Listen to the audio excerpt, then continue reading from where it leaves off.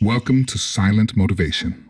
Listen carefully to what my main man T.D. Jakes has said that will be a game changer to help you identify what and who is limiting your mind from being unlocked and freed to live the life that God has prepared for you to live. The Bible says, "It is with the mind that we serve the Lord." It is with the mind that we serve the Lord. This amazing piece of hard drive that God put in between our ears, and it's so programmable and so impressionable that there is a constant war between good and evil for the code to be able to program your mind. This constant war, constant conflict, going on as to who gets into your database and who is going to program your mind. Because all that you will do or not do, have or not have, accomplish or not accomplish, will be a direct derivative of what's going on inside of your mind. For it says, "As a man thinketh in his heart, so is he." Your thinking has all the world to do with where you are. Your attitude has all the world to do with your altitude. So, if you don't get clear thinking on an issue, you won't be able to develop in that area. I told you last week that the Apostle Paul said, "When I was a child, I thought I spoke and I understood as a child." So, maturing into manhood is about mentality. Manhood is about mentality. Say that with me.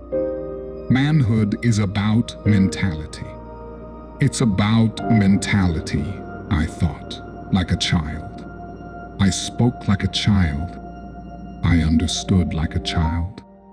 But when I became a man, I put away childish things.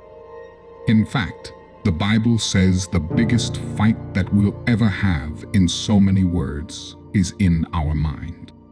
It says, "For the weapons of our warfare, not carnal, but mighty through God, for the pulling down of strongholds, casting down imaginations, false worlds, and every high thing that exalteth itself against the knowledge of God, and bringeth every thought into captivity unto the obedience of Christ."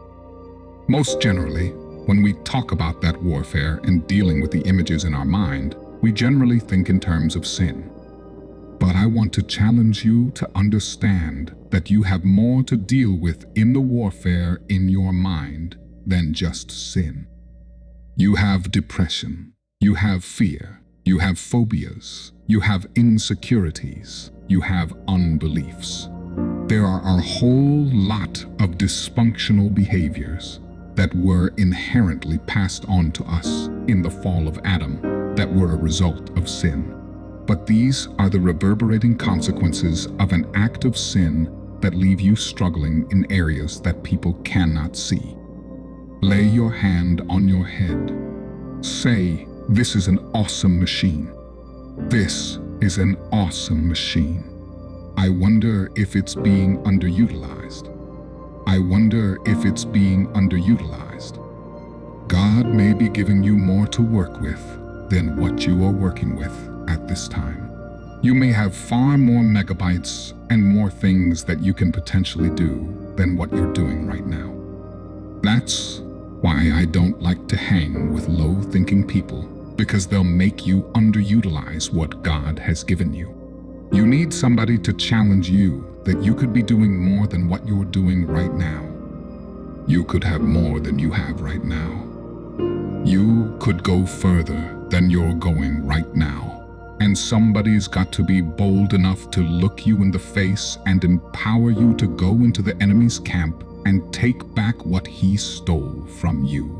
Today is the day that you empower yourself and take back your life from the enemy. Free your mind. Silent motivation. Motivation at your fingertips. Subscribe today.